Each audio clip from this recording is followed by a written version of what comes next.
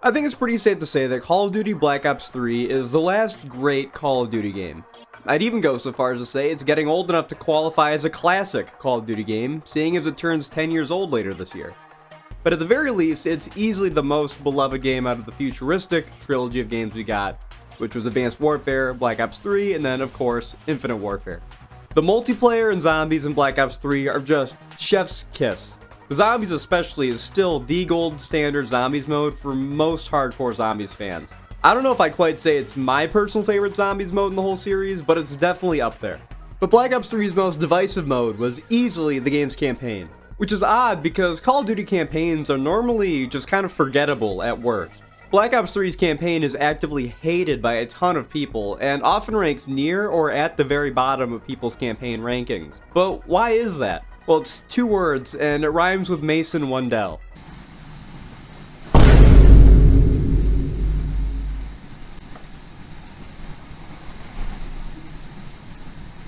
As you may or may not be aware, Jason Blundell, former director of Zombies at Treyarch and current possibly dead man, I don't think anyone knows what he's up to anymore, he's just gone completely MIA, he was also the director of Call of Duty Black Ops 3's campaign, and it just oozes his style of storytelling. The campaign is very Christopher Nolan, and also kind of very Dark Souls, or From Software, because most of the missions are out of order, and even by the time you finish the campaign, you'll have no idea what just happened. There's also a ton of in-game emails and lore you need to read to fully understand the context of the story, which is where I say it gets kind of the Dark Souls-y influence from. But the real kicker with the campaign, to me at least, is that the thing that really helps the whole story click, if you want to fully understand it, is a 4-issue comic that you have to buy separately from the actual game. So, needless to say, I really don't like Black Ops 3's campaign all that much. I think the style of storytelling works better in a mode like Zombies. I don't want to sound like a snobby Rick and Morty fanboy right now, but Zombies just tends to attract a more hardcore audience who expect this kind of digging needed to understand the plot.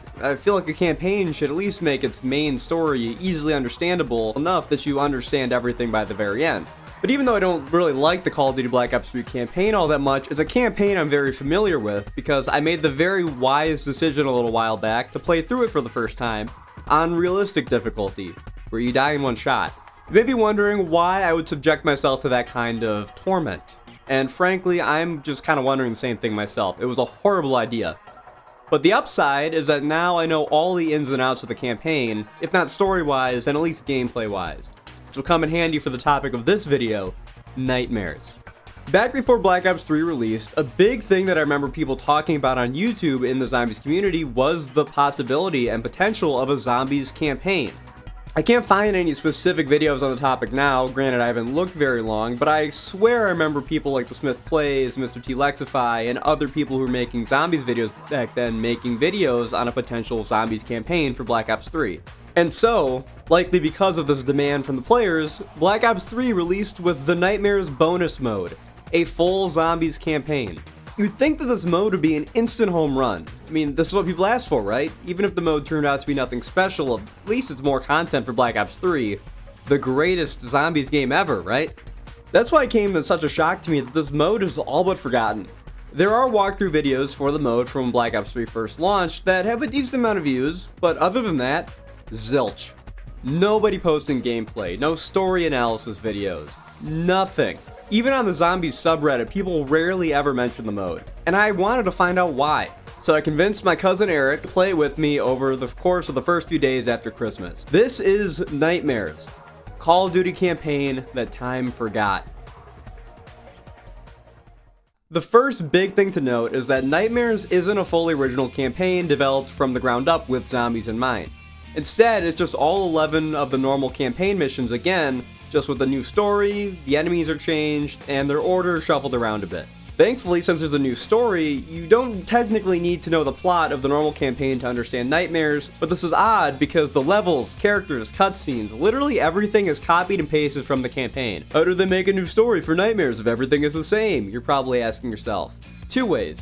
Least intrusive is that there are new opening cutscenes to each mission. Secondly, there are new voiceovers. But don't misunderstand me on this. They don't have all the actors record new dialogue for these cutscenes to change the story being told. That would actually be kind of cool and interesting. No, instead they simply mute all of the original cutscenes and dialogue in the levels and have their new dialogue play over top of them. On the bright side, it's a kind of unique way to tell your story, I'll give them that. I'm going to start with a recap because I can guarantee that 99.9% of people watching this have never finished Nightmares, nor really intend to. In Nightmares, you play as Player. Yeah, nobody actually calls her by her real name, and the subtitles just label her as Player, so that's what we'll go with. She's dead, and her disembodied voice is speaking to Dr. Salim. He is the only character from the campaign who actually reprises his role in Nightmares, albeit with new dialogue. This is also the first of the new cutscenes, the ones that play before each mission. Yeah, they're all really boring, because they're just characters going back and forth talking to you while you look at this picture of the tree from the frozen forest. Well, Nightmares isn't the frozen forest, but, we'll get to that later. These cutscenes just kind of suck. Sometimes I even found myself zoning out while watching them, which is not what you really want your audience to be doing in a story this dense and confusing. Dr. Salim has Player remember back to the Coalescence plant in Singapore, which was the mission Hypocenter from the campaign. We learn that in 2060, the virus 6115 began to ravage the Earth, resurrecting the dead and beginning a zombie apocalypse. Now it's 2070, and for 10 years, humanity has been doing a decent job keeping the virus and its spread controlled with a ton of different quarantine zones across the globe, like Singapore. Player and her squad mate Hendrix are undead exterminators, or dead killers as they're pretty much always referred to as. Cybernetically enhanced super soldiers who are sent into these zones to kill the undead, thin their hordes. The biggest thing to note about all the dead killers is that they all have a DNI, or direct neural interface, a neural implant that allows you to interface with computers or other people with DNI, as well as making you immune to the zombie virus for some reason. The DNI is actually how the player is speaking to Salim even though she's technically dead, or between life and death they call it. Player and Hendrix were sent into the Singapore quarantine zone, which is controlled by the 54 Immortals, a Singaporean crime syndicate, to look for a missing team of dead killers led by John Taylor. The team consists of Taylor, sniper Peter Moretti, intelligence expert Sarah Hall, and demolitions expert Sebastian Diaz. Taylor's team lost contact while they were at the Singapore Coalescence plant, which is actually ground zero for the virus, so Player and Hendrix go and investigate there. In the deepest levels of the facility, the pair end up finding a CIA black site for Project Corvus, which was basically like a futuristic MK Ultra that tried to figure out how they could use DNIs and technology to control people. This is also where the virus was first set loose. Past the black site, Player finds Sebastian Diaz in the server room of the facility. Diaz is linked to the servers with his DNI and is actively disabling the defenses for all the quarantine zones around the world. Player and Hendrix try to stop Diaz but are too late. The undead are cut loose and the true zombie apocalypse really kicks off. Hendrix interfaces with Diaz to try and find out where Taylor and the rest of the team are, but this kills Diaz and lets Hendrix and Player know that Taylor is still in Singapore. This also tells Hendrix about Deimos, the demigod of dread and terror, a figure who haunts Taylor and his team. Player and Hendrix escape the facility as it gets attacked by the 54 Immortals. The next mission is a flashback to 2065, when Player first met Taylor and his team. We follow as they uncover a plot by the Catartists, a terrorist group of undead sympathizers who try to infect Zurich, one of the few zombie-free cities, with the virus. The dead killers fight through an industrial plant that the Catartists have turned into a base and learn from them the address of an inside man that they have at Coalescence, whose headquarters is actually in Zurich, and their inside man is helping to coordinate and orchestrate the attack. They go to the Catartist apartment and end up chasing him across rooftops until he falls and almost dies. Player's able to interface with him and learn the details of the plot, which takes us to the Catartists hiding in the subways under Zurich. From there, we find out that their endgame is revealed to be a bomb on a train that will spread virus 6115 upon detonation and turn Zurich into an undead wasteland. Player and Taylor attack the train and reach the bomb, but it can't be defused, so Player decides to detach the car of the train with the bomb on it to minimize its damage, and she survives since dead killers are immune to the virus.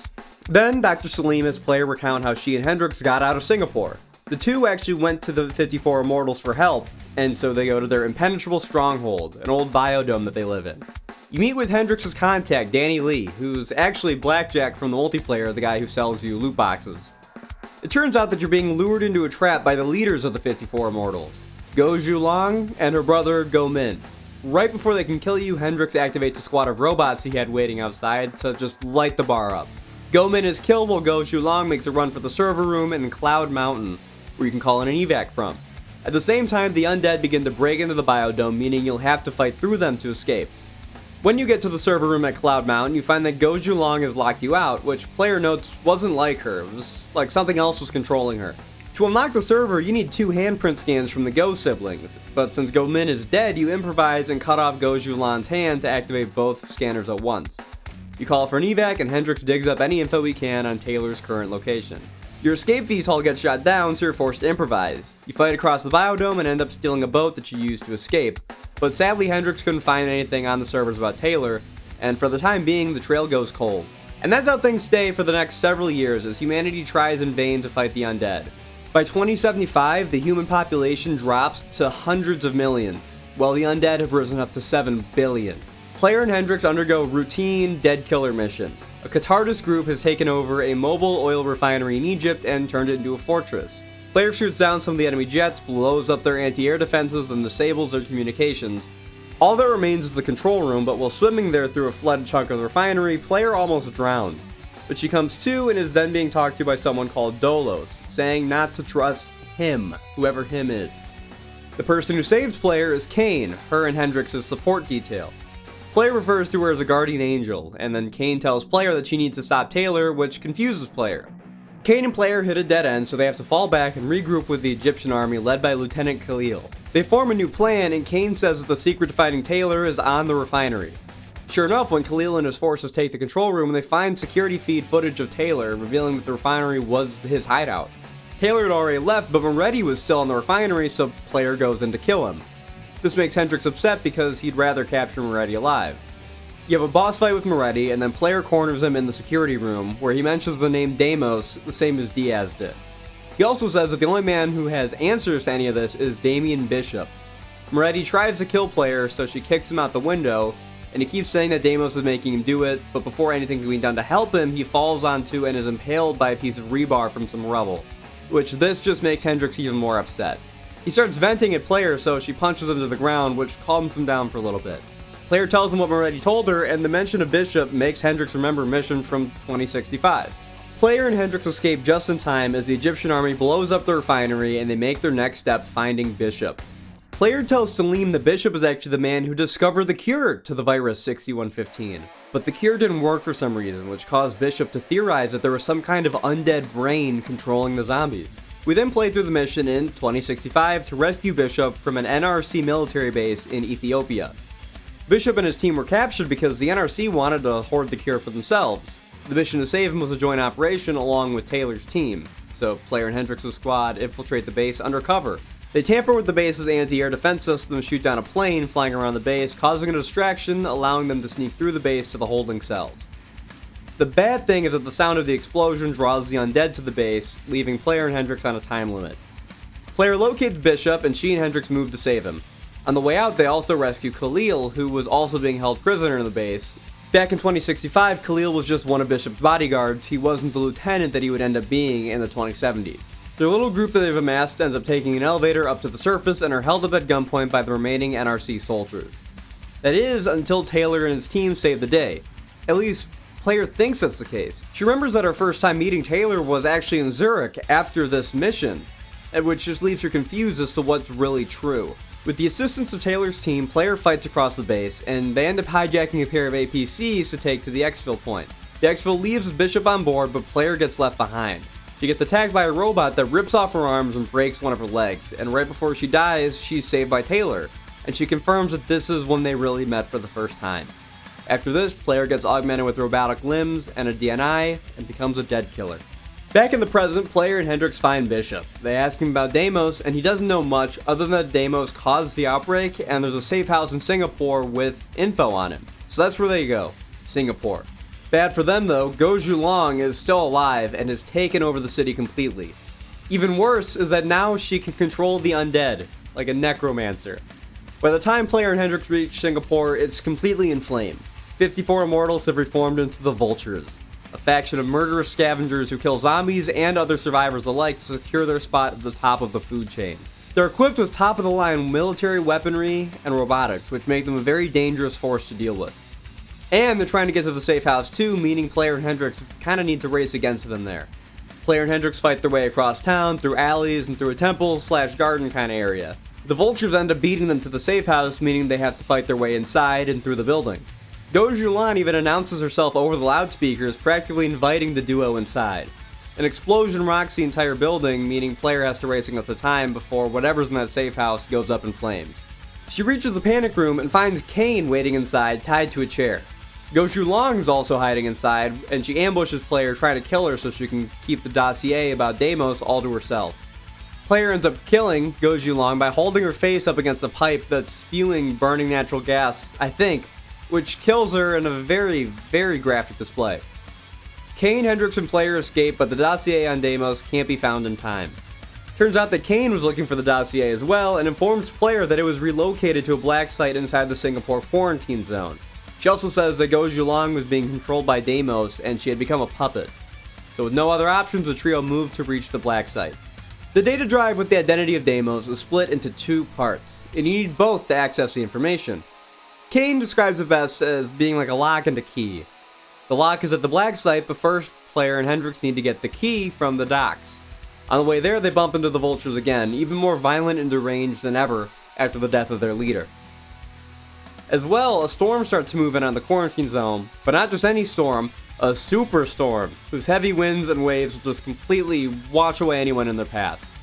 The duo reach the key, which is on a boat in the docks. Right after they get the key, the storm ends up causing a large barge to crash through the boat that they're on, so they hitch a ride on the side of the barge and take it back into the city.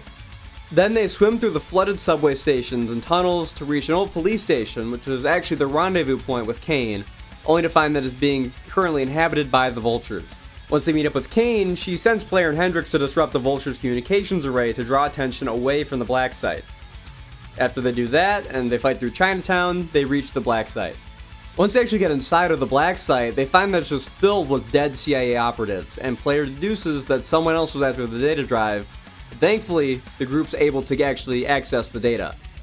They learn more about Project Corvus, the digital MKUltra that caused this whole mess. The scientists working on Project Corvus are actually the people who created the virus 6115 by combining the Nova 6 gas and element 115. No, I'm not making this up. The scientists tried to inject this virus through people's DNIs to control them. What ended up happening instead was far worse. The scientists accidentally opened up a gateway to Malum, an alternate dimension that is completely and utterly evil. And opening up that gateway let Deimos, the demigod of dread and terror, it's not just a title, it's actually what he is, into our world. Deimos is the one who caused the catastrophe in Singapore in 2060, to set the virus loose in the first place. He's the one who brought about the apocalypse. The file also has some details on Taylor's team confirming that they're actively working for Deimos and that they helped him bring about the apocalypse. But Deimos isn't the only demigod they learn about through the file, since it also mentions Deimos' sister Dolos, demigoddess of trickery and deception. The pair have a very petty sibling rivalry, but the biggest twist of all is that the document was written by none other than Dr. Salim, the very man helping to walk player through all her memories. He was the man behind Corvus.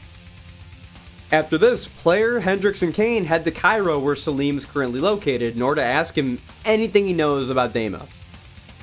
He's being held at Ramsey Station, a survivor holdout ran by the Egyptian military and Khalil. These latest revelations are causing Hendrix's mental state to just very rapidly downspin. He's already been getting worse as the story progressed up until this point, but learning about Deimos' identity is a big tipping point for him. Nevertheless, he and Kane are dedicated to helping players stop Deimos. By the time the trio get to Cairo, it's currently a hellscape.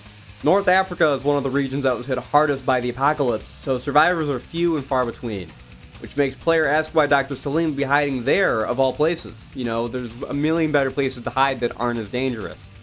Salim says that he hid there to hide from Deimos because he thought that nobody would look for him there.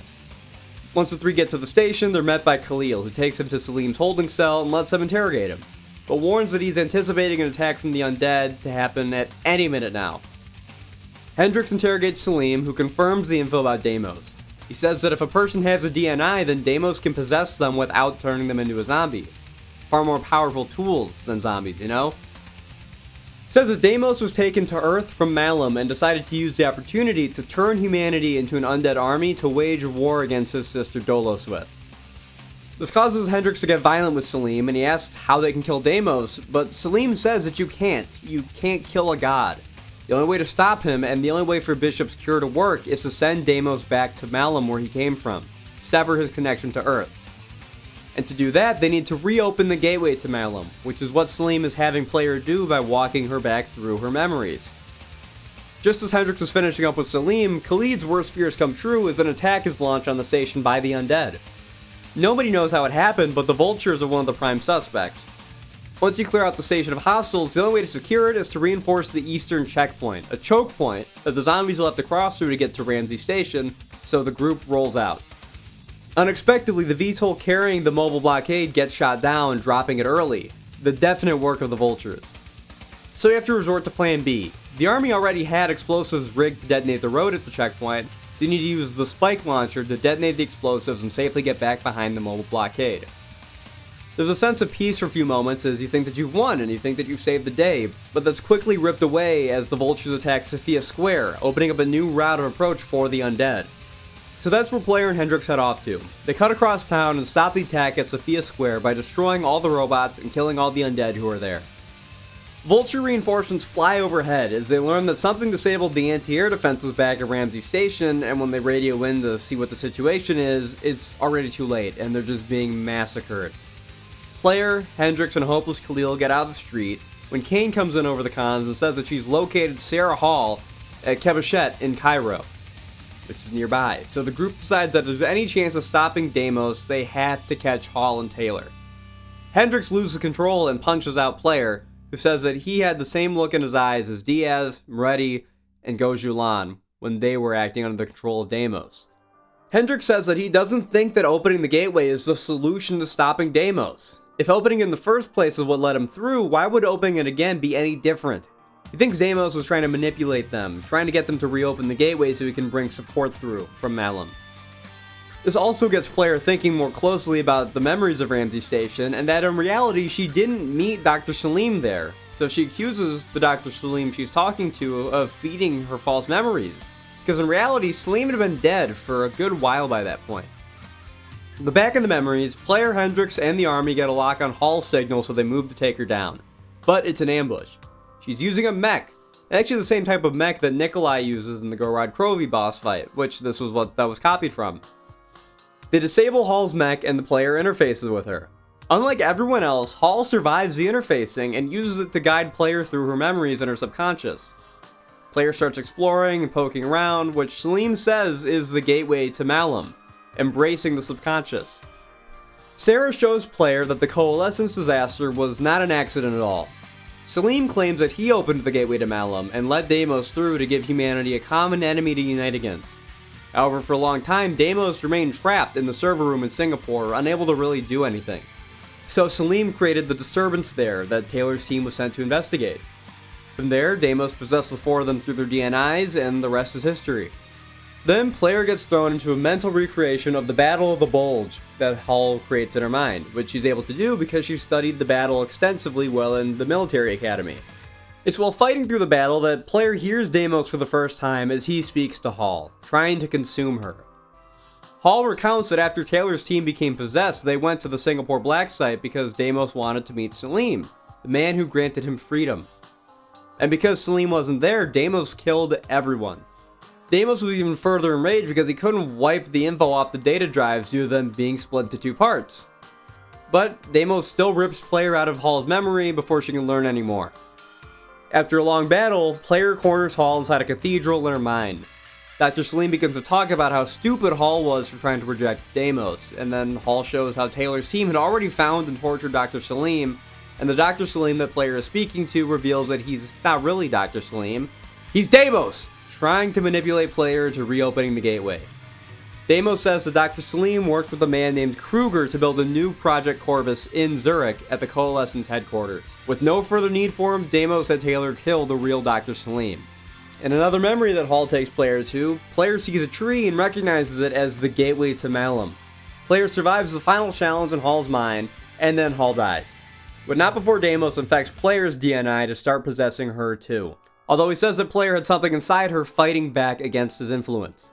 But then the army locates Taylor. He's being held at Lotus Towers, a pair of skyscrapers that is practically a whole city in and of itself, by an undead sympathizer named Hakim who plans on helping to smuggle Taylor out of Cairo and up to Zurich. The plan is very simple. First, they kill Hakim and then take the security station on the 25th floor to disable the defenses and locate Taylor. Then they go and capture or kill Taylor. Killing Hakim is easy, since Player gets a drop on him and throws him over a balcony. Cleo rallies up the civilians to fight back against Hakim's men and the undead. Player and Hendrix end up sneaking through the vents and they reach the security station. Once they clear it out, they locate Taylor up on the 90th floor in a prison while he awaits his escape. Deimos tells Player that he was actually waiting up there for her. The pair eventually reach Taylor, but he's behind reinforced glass. Hendrix tries to convince Taylor to stand down, and Player says that this was the last time she ever saw Hendrix acting like himself. Taylor escapes the prison and starts making his way to the airfield on the roof of the other tower, so the dynamic duo give chase. On the way there, Player's DNI malfunctions, and Dolo speaks to her, telling Player to trust her and that the only way to beat Deimos is to just let him win, and that she can still save everyone. Hendrix wakes Player up inside of the second tower, and the pair fight through an army of zombies and robots. Deimos sends a squad of robots to stop them, so Hendrix stays behind while Player confronts Taylor on the roof. Taylor has the mothership, which was supposed to be his ride, protecting him. Big flying gunship, so Player shoots it down, and it crashes back into the roof, but Player gets pinned down by a piece of rubble. Taylor goes up to Player and pulls out his knife to kill her, but in one last act of rebellion against Deimos, Taylor rips out his own DNI, freeing him from the demigod's control. Taylor tells Player that she needs to trust Kane, but then Hendrix, who has now fully succumbed to Deimos' influence, makes the way into the roof, puts a bullet through Taylor's head. He's been possessed since Singapore 5 years ago, and Deimos has just been biding his time. Hendrix gets onto an airship out of there, and he leaves Player to die on the roof as he heads to Zurich to go and open the gateway. Kane saves Player and brings her to a hospital to recover, and she tells her that they're going to Zurich to stop Deimos, because if he opens the gateway, then he will enslave all of humanity. By the time they reach Zurich, it's in complete chaos. Despite being one of the last uninfected cities on Earth, Deimos made quick work of it on his way to the Coalescence HQ. Deimos even used Hendrix's DNI to plug into the robotics network and cause robots all over Switzerland to go rogue. By the time Player and Kane actually reach the Coalescence HQ, he has robots all over the world under his control. If Player and Kane fail here, Deimos' victory is all but assured. Deimos traps the two inside of a decontamination room, and they notice a leak of virus 6115. But the room that resets the system is also filled with virus 6115. So Kane goes into the other room to sacrifice herself and hit the reset switch. But there is in reality no leak of virus 6115. The room only actually fills with the virus once Kane is inside. Deimos says that he didn't even care about turning her into a zombie. He just filled the room with enough that she would die, horrifically, and violently, and spewing vomit and bleeding from all her orifices. Player doesn't have any time to mourn, since Hendrix is in the next room over holding Kruger hostage. In real life, Player and Hendrix both shot each other and they both ended up dying. But in the memory, Deimos has Player play through the series of events differently, so that Hendrix kills Kruger, then Player kills Hendrix, and then Player kills Player. And that opens the gateway somehow.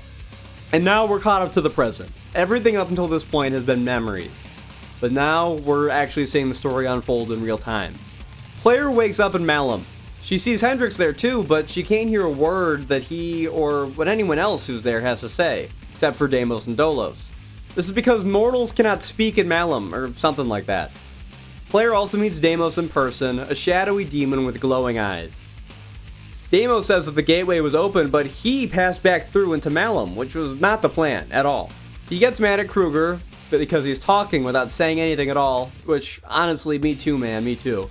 This makes Deimos question why he can hear Player speak if she's just a mere mortal. And then Dolos chimes in. She welcomes Player to Malum, which is her new home. She tells Player that she's going to kill Deimos, and then she reveals her presence to Deimos and says that she's helping Player. That's why Deimos couldn't control Player through her DNI, that's why Player can speak in Malum, and that's why Player is going to defeat Deimos and end his rule over Earth. Out of rage, Deimos kills Kruger by ripping him limb from limb. Dolos creates an illusion of Taylor to help Player out and explains how they're going to kill Deimos. They need to destroy his 3 hearts. There are 3 gauntlets player must fight through, a Coalescence-themed one, an Egypt-themed one, and a Singapore-themed one. After destroying the first heart, Dolos says that she came to Earth at the same time Deimos did, but she kept her presence hidden from him, playing the long game. After the second heart, it's also revealed that Dolos was working through Cain, using her to help player throughout her journey. Dolos also says that once Deimos is dead, the cure the Bishop created will work, and that humanity will eventually end up bouncing back from this whole thing. But then she also drops the bombshell that even after Deimos is killed, player cannot return to Earth. She'll be trapped in Malum forever. But player says she doesn't mind. If she gets to kill Deimos, she'll take eternal damnation. Right before destroying the 3rd heart, Deimos asks Dolos who she'll kill next. Their father? Cronus, Proteus, and Hybris? Charon? The 4 brothers of the Great Sea? The mirrors of Perseus? Dolos says that maybe she'll kill them all, but don't expect to hear any of these characters ever mentioned again though. Player destroys Deimos' final heart, meaning all that remains is his soul. Back in Zurich, player destroys Deimos' soul and then drops one of the worst one-liners I think I've ever heard. No! I am Deimos! Demigod of dread and terror! Oh yeah? How's this for fucking horrifying? Oh, brother, this guy stinks! It's not 100% clear if this is back on Earth or recreation in Malum. I think it's back on Earth, but Dolos literally dodges the question one player asks her about it, so I can't say for sure. What she does say is that the universe will be thrown into anarchy. Demigods, sirens, titans, and deities will go to war, but player says to let them come. Dolos asks player what the plan is, referring to her as partner, and player says that they're going to kill every last one of the monkey fighting zombies on this Monday to Friday plane. Player then pumps a shotgun that she must have been hiding in her anal cavity because she didn't have it earlier, and she pumps it and the roll credits. So that's the nightmare story, and yeah, it's really, really bad. I don't think the story is awful in concept. It's actually kind of similar with where the actual zombies story would end up going, with ancient deities from other dimensions trying to use the zombies to take over the world. We saw this a lot in Black Ops 3 and 4 with the Shadow Man and Dr. Monty, but personally I think Deimos reminds me the most of the Forsaken from Cold War. And I will say that it's kind of cool that they jump between Singapore and Egypt much more in Nightmares, whereas the normal campaign was pretty much first half of Singapore, second half of Cairo, and then it wraps up in Zurich. The biggest flaw with the story is it's just an absolute snooze fest when you're actually playing it. Believe me, it's a lot easier to remember all these details in like a little summary like this than when all these details are spread out over like a 6 to 8 hour campaign. This just isn't a beefy enough plot to be spread out that long, and it actually makes it very hard to follow when you're playing it. The other big thing that contributes to this is just how the story is told. One of the most often repeated rules of storytelling is show, don't tell. Nightmares is more like tell, and then tell some more. I need you to understand that I'm saying this with no hint of exaggeration. Until the last 20 minutes of this campaign when you're in Malum, literally every single plot point and development is just told to you by player, or Deimos, or whoever while you just watch the corresponding cutscene play out. This is just an objectively terrible way to tell a story, and you can even argue that they're still just talking to you, telling you all the plot points in Malum. And I feel like someone might say, well, oh, okay, most of the story is told in flashbacks, so it's okay that the characters are constantly explaining everything. But I think that's just a terrible excuse, because Call of Duty has literally told stories in this format before and had it work amazingly. Most notably Black Ops 1. 90% of that campaign was Mason recapping the events of the story up until the point where he killed Steiner at Rebirth Island to Hudson and Weaver. But the story is still incredibly engaging because more characters speak than just Mason, Hudson, and Weaver. So I'd like to do a little test, a little snippet, if you will, with one of my favorite scenes from Black Ops, the Russian roulette scene. First, I'll dub over the scene myself to make it more Nightmares-esque, and then I'll play the actual snippet of the scene as it actually is in-game. They had us held prisoner in a Viet Cong prison camp. They treated us like animals. One day they dragged us out into some cave. They had the soldiers all around us, and they made us play Russian roulette for their entertainment. First it was me and Bowman.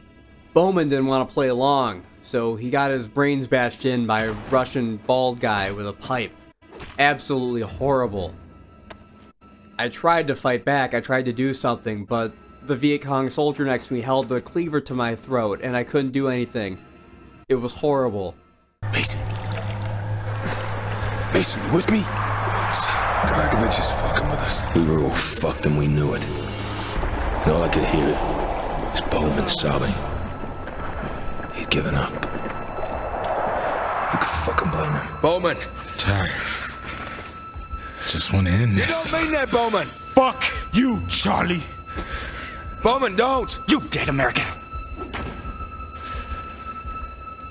Последний шанс. Играй или умирай. You don't scare me. Communist piece of shit. Bowman! Bowman! You fucking son of a bitch! Next. I'm gonna kill you all! See how much more impactful it is when the people who are in the memory actually make sounds? And speaking of characters who actually have spoken dialogue in the story, I can literally count them all on one hand. Their player, Dr. Salim, Deimos, and Dolos. That's it. It's not even like the story is lacking in characters, it's just that none of them speak. Well, they move their mouths like they're talking, just no sound comes out. I thought it was bad enough for most of the campaign, but then in the final mission they make it an actual plot point that people are talking without speaking. And for a second I understood why Deimos was acting all crazy like that. It's horrible. I also think it's a little weird how they just make Element 115 such an important element of the story, pun intended, with no real elaboration. They should have just kept it completely separate, because now the question arises of how does Nightmares fit into the zombie storyline? Even if it is completely separate, the mere mention of 115 will lead people to assume that it's connected to the main zombie story. So whether it's a multiverse situation, or set further down the timeline, who knows? And I'm not even just making up hypotheticals, because I found a few Reddit threads trying to fit Nightmares into the story, and even someone trying to fit it into the Dark Ether storyline. Like, people are still trying to figure out how this shit fits into the storyline. Which just, let's not. It doesn't deserve that level of mental effort. I'm putting myself on the line for all this. You guys don't need to worry about it. Like, is the story of Nightmares so engrossing to you that it just needs to remain in the canon if it was ever even canonical to begin with? The story of Nightmares is just an absolute chore to get through. But thankfully, it's a video game, not an audiobook. Hopefully the gameplay of the mode is fun enough that something can be salvaged from the experience. You might be thinking, oh, well, you know, it's just campaign with zombies, how different can it really be? But it's got a ton of changes from how the actual campaign plays, and I'm not even just talking about the zombies. Some of the biggest changes involve the very in-depth loadout system from the campaign. In the campaign, you can create custom classes to bring into the missions, as well as picking a different DNI core loaded with abilities to help you. And once you hit level 20, max level in the campaign, you even get the ability to switch around DNI abilities on the fly mid-mission. All of that's gone. You start every mission with the MR6 like in actual zombies, but thankfully this is the multiplayer / campaign version of the MR6 with 20 rounds in a clip, so it's not as bad as you might think if you hear MR6 and zombies in the same sentence. You also spawn with no DNI ability. Guns can be obtained as drops from zombies or from the magic box. Not the mystery box, the magic box. There are a handful of magic boxes in each mission. They're all completely free, you never spin a teddy bear, so you can just keep hitting the box as much as you like until you get a gun you like, which is nice. There's actually a far greater variety of guns in rotation in Nightmares than in Zombies, at least compared to the launch maps like the Giant and Shadows of Evil. The guns you get will also have different combinations of attachments and camos, since there's no weapon kit system, meaning that there's a seemingly endless supply of different guns to mess around with.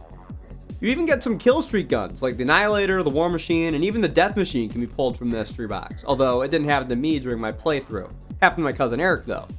Ammo also isn't very much of an issue, at least not on regular. Zombies do drop blue max ammos occasionally that refill the ammo reserves if whoever picks them up. And funny enough, this is actually the first game where picking up a max ammo refills your magazine as well as your reserve ammo. Black Ops 4, you can eat your heart out. Or was it World War II that did that first? Whatever. In addition to dropped max ammos, there are also just ammo boxes all over the maps that you can use to refill your ammo. There are bigger ones that can be reused infinitely, and there are small ones that can only be used once before they despawn. The one thing that makes ammo kind of a problem is that you can only hold one gun at a time in Nightmares, which this is just a very odd decision. Probably, well actually not probably, Definitely just made to give the mode an extra level of difficulty. It kinda sucks, but you get used to it after a couple missions. There are a few exceptions to this in the form of special weapons. You can hold the XM53, micro missile launcher, custom Shiva, spike launcher, or death machine in a separate slot, basically giving you a second gun. Although the number of missions that actually allow for a second weapon, or a specialist weapon, whatever you want to refer to it as, are pretty slim. As for the DNI powers, those also drop from zombies. The power-ups look like this, and if you pick one up, it'll give you a random DNI ability from a list of 4. I'm pretty sure it's only 4. There's the nanobot swarm, a shoulder charge, a ground pound slam attack, and the speed booster. If there are any more, I just haven't gotten them, and it's not like there's a comprehensive list of what abilities are in Nightmares for me to look up and cross-reference. They recharge on their own after being used and can be used a couple times before they go away. There's also a golden version of the actual DNI ability drop, but I don't know what the difference is, because it's not like it gives you a new selection of abilities that it pulls from. I think they might just last longer if you get them from a golden drop, but even then it's kind of hard to know for sure. While we're still on the topic of drops from the zombies, there's 2 more I want to go over. There's the blue insta-kill, which gives the player who picks it up a temporary insta-kill, and then there's the golden insta-kill, which is actually really cool, because this is a killing time power-up. It freezes all enemies in place, and any damage that is done to a frozen enemy will cause them to disintegrate. Obviously, this would end up being integrated into actual zombies as a gobblegum, but I had no idea that it got a start in Nightmares, of all places. There's also a Raps power-up that I almost completely forgot about. This spawns in a friendly Raps that just rolls around and kills any zombies it bumps into. The Raps doesn't explode though, it's just like a solid bowling ball basically that goes back and forth. So I don't think it's really good enough to warrant just how rarely this thing drops, but anything that kills more zombies is welcome. The biggest change though to the mode, of course, is the zombies. And real quick, I want to say something nice about them. I think it's pretty cool that the zombies' eye colors can be yellow, blue, or green in Nightmares. Obviously, it doesn't have any effect on gameplay, at least none that I noticed, which eye color they have, but I think they look really cool. But about that gameplay, remember back at the beginning of the video when I said that Black Ops 3 Zombies is considered the greatest zombies mode ever? Well, that wasn't always the case. I've actually noticed that there seems to be a bit of revisionist history in the zombies community regarding Black Ops 3. Because back when it launched, it was an absolute mess. Take Shadows of Evil for instance.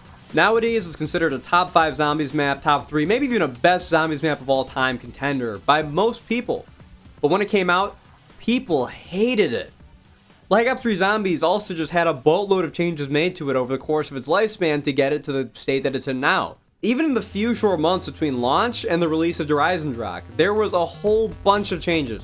And one of the biggest, most infamous things of all that was changed was the sticky zombies. For those who don't know, this goes back to World at War, but especially Deimos on World at War, where zombies could sometimes stick to you once they hit you, making it very hard to escape their clutches. Well, Black Ops 3 had this same problem at launch, but even worse due to just how much more aggressive the zombies are compared to World at War. In the actual zombies mode, the sticky zombies were fixed, and now it's just something people bring up in retrospect every once in a while, as one of the goofy flaws that Black Ops 3 had when it first came out. Nightmares wasn't so fortunate. But shit, I'd be surprised if Nightmares got any post-launch updates, or any fixes at all whatsoever. That means that zombies in Nightmares are playing by the same rules as launch zombies, which means they stick really bad. If a zombie hits you in Nightmares, your momentum slows to nothing, basically meaning that whatever zombie hit you now has you in a bear hug. Thankfully, it's possible to get out because you have the jetpack movement, so you can boost out of their grip. But it's still something that gets exponentially more frustrating to deal with the harder difficulty you play on. For reference, me and Eric played Nightmares on regular difficulty, and even that was a pain in the ass to get through at some points. I can only imagine how much worse it gets on Hardened or Veteran. And God bless your soul if you try and play this on realistic difficulty. But normal zombies aren't the only undead enemies that you'll have to fight if you play through Nightmares. There are meatballs and parasites from Shadows of Evil on some of the missions, only the parasites are purple, like neon purple for some reason. Okay, it's a change, I guess. It's weird. The worst thing about the parasites is that they can detonate explosive barrels with their attacks, and it almost feels like they go out of their way to target explosives. Explosives which, mind you, will down you instantly. This just becomes a huge pain in certain missions, and I found myself getting basically stun locked for a little while I had to figure out what kept killing me, and it was just the parasites blowing up the explosive barrels. And there are some zombies who will do like a banshee screech at you, and then they'll explode after they get killed. There are also big zombies, or Shaqualeonales, as me and Eric call them. Then there are golden Shaqualeonales who explode after they die. And then there are also electric Shaqualeonales, or Shockwaleonales, who send out a Wonderwaff blast of electricity that kills other zombies when they die. There's also these zombies with kind of like a shadowy aura around them, and like they explode into crows when they die. I don't think they're any different function-wise from normal exploding zombies, but they look different and, you know, they look pretty cool. The enemy variety is a little lackluster, because literally every new enemy other than just normal zombies and parasites are just an enemy that explodes, which gets pretty repetitive, especially with just how many exploding enemies there are at once in this mode. But there is one more enemy type that only appears once: zombie wolves in Hall's Memories, near the end of the campaign. Although these were in the campaign too, so I don't really know how new they are. Then I guess there's the robotic enemies. There's normal robots, there's flying drones, there's little tank guys on treads who shoot at you, there's bipedal mechs that are like the AT-STs from Star Wars, and then the ASPs, or the ASPs. The ASPs make up the majority of boss encounters in Nightmares, and in the campaign as well for that matter. You need to shoot their shield generator with a ballistic weapon to disable it, and then shoot it with rockets while the shield is down. Do this a couple times and the ASP goes down. They kinda suck to begin with and are really boring to fight, and you'll be feeling it by the end of the campaign because you probably fight like 10 of these by the end of it. They reuse these so much. I mean, literally in the last mission, right outside of Coalescence HQ, there's 3 of them. They put more than one at once in an encounter. They suck. There's also the mech that Hall uses in her boss fight, which is actually pretty fun to fight. It's basically just a lamer, easier version of the Nikolai fight, since there's no zombies running around, or if they are, I didn't notice any of them. And then B, there's no dragon flying around. Dragons are awesome. I mean, like, that added so much cool factor to the Nikolai boss fight. Also, because you killed the dragon before you fought Nikolai. That was the real boss, or the first boss. I'm getting off topic. And then the last true boss fight of the game is Taylor's Mothership. And this thing is just pathetic in this mode. You just need to shoot the mothership's 4 engines until they start flaming, and then you win. It's painfully easy, and it hardly even fights back. It's made even easier by the fact that you get access to rocket launchers and death machines on the roof during the boss fight, so you can just melt the thing in like a minute or 2, if not less. Plus, there's the fights against Diaz and Moretti, which are both basically just going and holding X on things until you win. Those fights aren't very good either. So Nightmares just has a very subpar lineup of bosses in general. One of the biggest recurring annoyances with the mode regarding the enemies is the spawns. There are ground spawns everywhere, and they're usually in places that just don't make sense.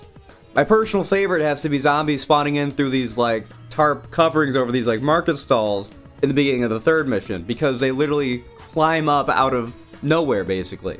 But usually it isn't funny, it's just annoying, since zombies will literally spawn right in on top of you or right in front of you, pretty much guaranteeing that you get hit, or sometimes will even just go down, with no chance to react. And the only real way to solve this problem is just to memorize all the spawn points, which just isn't fun. It's just needless trial and error. And don't even think about standing out of reach of the zombies. You know, in Cold War onwards, if you stand on top of something, like a car, for instance, zombies will start to throw projectiles at you, which is fair enough. They hit for the same amount of damage as a normal melee attack, and they give you enough time to relocate before going down. It's not an instant down mechanic. In Nightmares, if you stand on top of a car or anywhere where the zombies can't reach you, then the game will spawn in either an insta-kill parasite to shoot a little blob at you and it'll kill you instantly, or a literal homing meatball that acts like a missile that will hunt you down and kill you. And my biggest question is, why does Treyarch care how you play this mode? It is a campaign. It's not like there are any leaderboards to climb. There's no online aspect of this other than just the co-op. It just feels needlessly restrictive for a mode that already doesn't have a whole lot of options for how to tackle any given encounter. And part of that is just that the missions are very linear, which is to be expected seeing as they're just the campaign missions all over again. The only sort of extra content that the mode even offers are collectible teddy bears. If you collect enough of these at a level, I think it's 3 of them, then an Easter egg song will start to play, and you'll unlock that song for the music player at the main menu, because in Black Ops 3 you can customize a whole playlist of songs to play while you're at the main menu, which is kind of cool. But I don't think these bears are even useful for that anymore, because I think that nowadays you just have all the zombie songs unlocked by default. You just have all the songs period unlocked by default now. So now the only benefit to these bears is just collecting them to hear the songs in game, which is cool, but like, nothing more to them. The bears are all very easy to find since they're all in the same places as the collectibles in the campaign, and they're floating and glowing, so they're very eye-catching. Although unlike the campaign collectibles, the teddy bears don't come with any like lore tidbits or descriptions or anything. They're just there for the song, so they're very bare bones. Like, bear? So what do I think about the actual Nightmares experience as a whole? It's not just bad, it is a slog to get through. There were a couple cool moments, don't get me wrong. I thought that the mission Sandcastles' opening was fun, where you're flying the VTOL, shooting zombies on the refinery. That was fun. But me and Eric both agree that the mission that makes the best jump into Nightmares is Black Ops, the first mission of the normal campaign and mission 5 of Nightmares. The mission is already pretty slow and light on combat since it's supposed to be the first mission of the campaign. This allows for some cool atmospheric moments, and the one that really sticks out to both of us is near the end when you're trying to get into the garage so you can hijack the APCs. There's a thick fog or smoke at the end of the alleyway that you're in, and in the campaign this is where you first fight robot enemies because an endless amount of robots start marching their way through the fog. In Nightmares it's actually endless zombies, and it actually makes for a really cool twist on a moment from the campaign. The other mission that I thought did well as a Nightmares mission was Demon Within, the one where you go into Hall's subconscious. That mission actually already had zombies in it for a small section in the normal campaign, right near the end when you see the tree from the frozen forest and you're actually fighting in the building that they copied to make the Pack-a-Punch building for Go Ride Crovy. So it's got that same layout. But that mission is also just very open. It's probably the most open mission of the campaign, so it has plenty of room to actually train the enemies, which makes it make the jump to a zombie-themed mode much better than most of the other missions. And then all the vehicle and turret sections are still pretty fun, with my personal favorite obviously being the VTOL section from Sandcastles. But the section at the end of Black Ops is fun as well, and then the boat section at the end of the Biodome mission where you're fighting the 54 Immortals, that one's pretty cool too. Other than those handful of exceptions, Nightmares is just a very mindless experience all throughout. It falls into a very repetitive pattern of you watch the cutscene, you hear the dialogue, you fight the enemies. Although most encounters you can just sprint past all the enemies if you want, and then you listen to more dialogue, you fight some more enemies, you listen to more dialogue, and it just goes on and on and on until you finish the mission. It's absolutely soul-sucking. And sure, you can boil down any game that much to make it sound boring, but it's not like the story that Nightmares is conveying is interesting enough to keep things fun. You know, it's not like a Red Dead 2 situation where, yeah, the game's mission structure gets pretty repetitive by the end, but the story it tells is outstanding and it keeps you engaged till the end. Like, Nightmares is nowhere near on that level. One of the other really bad things that affects literally every single mission in the campaign is waiting on NPCs. Usually it's Hendrix, but in the last mission it's actually Kane, you know, nice little mix-up before the game ends. Several times per mission, you'll need to have your NPC partner with you at the end of a section to progress, usually to open a door or move some debris, something like that. Except they usually get caught up picking dandelions in the outfield, so to speak, so you'll either have to wait upwards of several minutes for them to pathfind their way to the objective on their own, or you can go and find them, hunt them down, and wrangle them back up there like a lost puppy, which neither one of those is fun, and it just slows the game down so much. And even when they're physically present, you'll still be waiting on Hendrix or Kane, because they usually have a conversation with player before opening the door or whatever they need to do to progress. So you sit there and watch them yap, because remember, you can't actually hear a word that they say. So you just sit there and wait for them to finish the conversation while they're talking at you and you can't hear anything. And some of these conversations, you know, 30, 45, 60 seconds you gotta wait, which doesn't sound like a lot, but when this happens at least once a mission, it adds up by the end, and you get sick of it.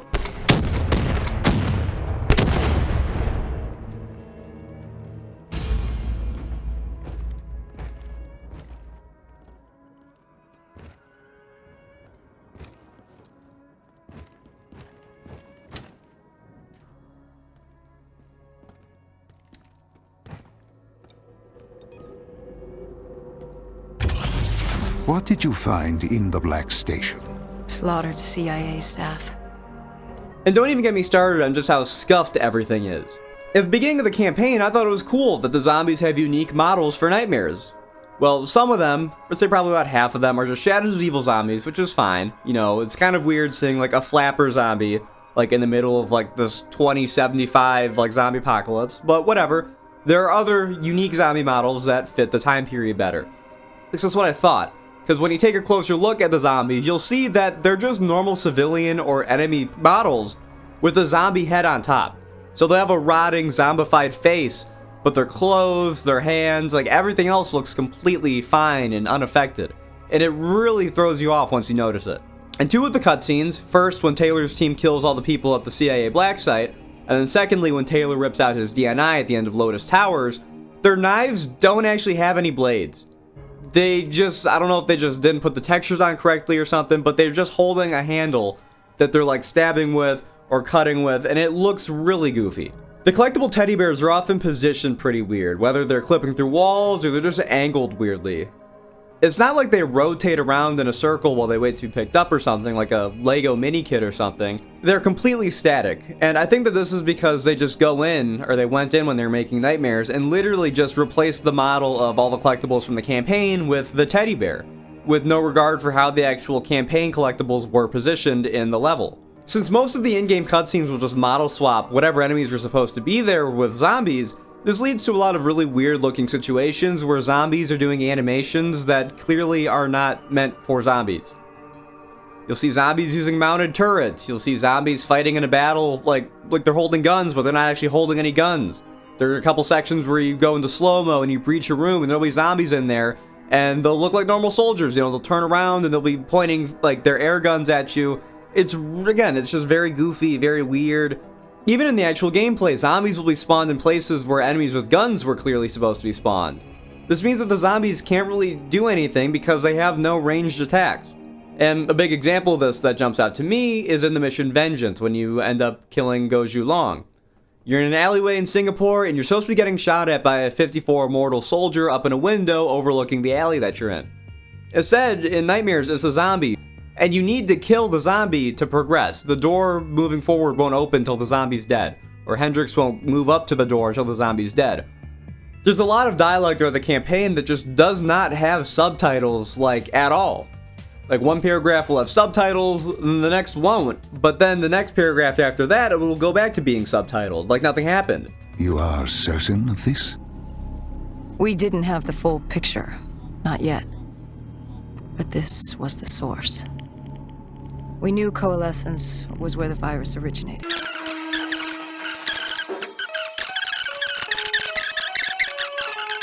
We changed the world. How do you mean, change the world? Which this just makes the story even harder to follow than it already was. And on a similar kind of point, in Life, the final mission of the campaign, there is a point where two conversations just start playing over top of each other, which makes it very difficult to pay attention to either one of them. Like, it would be impossible to pay attention without subtitles on for this. Reason you're still alive. I've been with you from the start, traveling with you all this time. And now you're going to kill my brother for me. Won't die. Oh, yes. How many times There's can I much lead you work to to be death done. only for you So to much walk away fun to be unscathed? had. This poor Fun babbling to be mute had. soul didn't do a damn Who are thing, you? but he knows I am when to give up and Deimos, die. demigoddess of deception and trickery. Why couldn't I control you as my puppet, like the others? You're mortal. She may be mortal, my dear brother. Thankfully, they're both subtitled, and the subtitles are at the bottom of the screen at the same time, but with no subtitles on, you couldn't follow it. And remember when I said that you spawn in with an MR6 in every mission?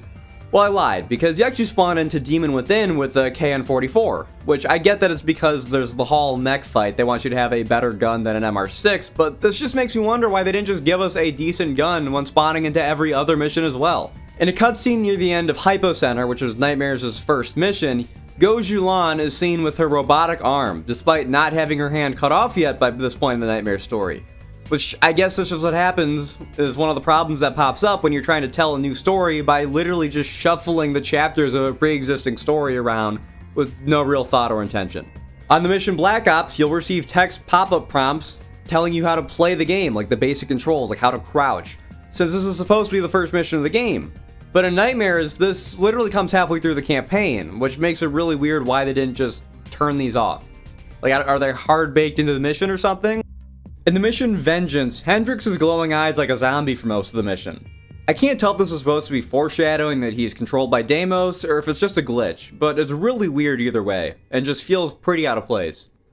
Also, in the mission Vengeance, in the final cutscene, each of players' lines of dialogue get cut off by the subsequent line of dialogue. The file on Deimos. Most likely it was reduced to Kindle. Gone. Or so Hendrix called in transport. Singapore was another dead, but we needed a few answers from Kane. Starting with who the hell was she? And what was she doing in an abandoned... The truth proved more eye-opening than we could have imagined. Meaning that without subtitles, it'd be impossible to tell what's going on. Lines of dialogue getting cut off like this happens elsewhere in the campaign, but this is where it's the most noticeable and most obnoxious. In Lotus Towers, there's a mystery box that plays a different version of the mystery box theme. I'm pretty sure it's in a different key.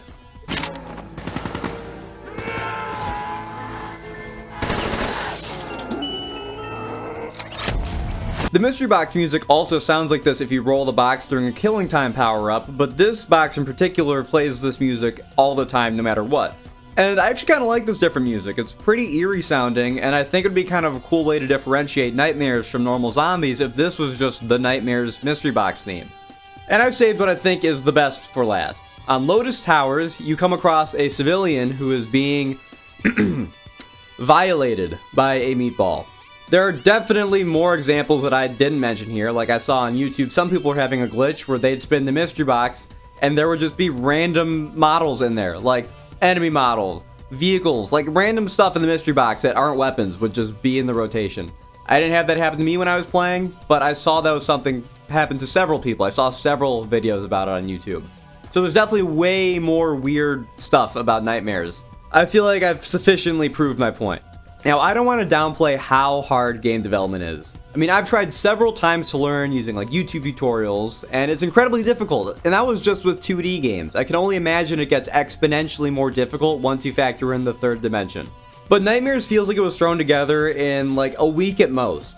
I'd be surprised if it went through any real QA testing other than just the devs running the levels as they were making them. So what did I learn about Nightmares after finally playing it all the way through? I learned that it's really, really bad. It's just a flawed concept, really. There's only so much you can do by sticking a new story onto an already completed campaign with some new voiceovers and calling it a day. It also doesn't help that they executed on the idea just about as poorly as they could have managed to. It's just a very unpolished and unfun experience. If they really wanted to tell this story in particular, they would have been much better off re-recording every character's dialogue for the whole campaign, because as is, it literally feels like you're playing through the campaign with the dialogue muted and listening to a podcast discussing the game you're playing.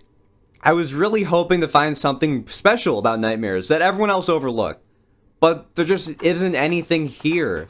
There are a couple cool moments, and it's fun to use guns that didn't make it into the actual zombies mode, but that isn't enough to make the mode worth playing. If you really want to try Nightmares, I've got some good news for you, because Nightmares, and I think the Black Ops 3 campaign as well, let you unlock all the missions from the start and just play any of them if you want to. So if you really want to try Nightmares out, just load up the mission Black Ops and try that. It's the best the mode has to offer by far. If you end up enjoying it and you still want more after that, then I would say you could maybe start playing through the campaign. But only if you have at least one other person to play it with you. It was enough of a slog with 2 people, and I can't imagine how boring it'd be with 1 person. I mean, I can't imagine. At this point, recording, I've been going through and recording the footage for the missions, and it's so much more boring. Like, I cannot recommend this as a solo experience. But if you really want a zombies campaign, I would just say to go play something else, because Nightmares just ain't it. Thank you so much for watching. If you liked the video and you haven't already, please consider leaving a like and subscribing, since it really helps out the channel. My next video will be another Naruto video. Thank you all very much, by the way, for the support on the last one that I posted. It did much better than the first Naruto video. I might honestly do the next 2 videos as Naruto videos, since the next 2 arcs are on the shorter side, so I could probably get those videos out back to back pretty quickly. But I'll still have to think about that. This isn't like a concrete thing. That's pretty much all I've got for today, though. As always, peace out and God bless. I'll catch you next time. Yeah, cause I got it like that. Flow so smooth like I got it on tap. Yeah, and I'ma say it be a good night while I'm on my Yingling, while I'm drinking Bud Light. Can you get it when you miss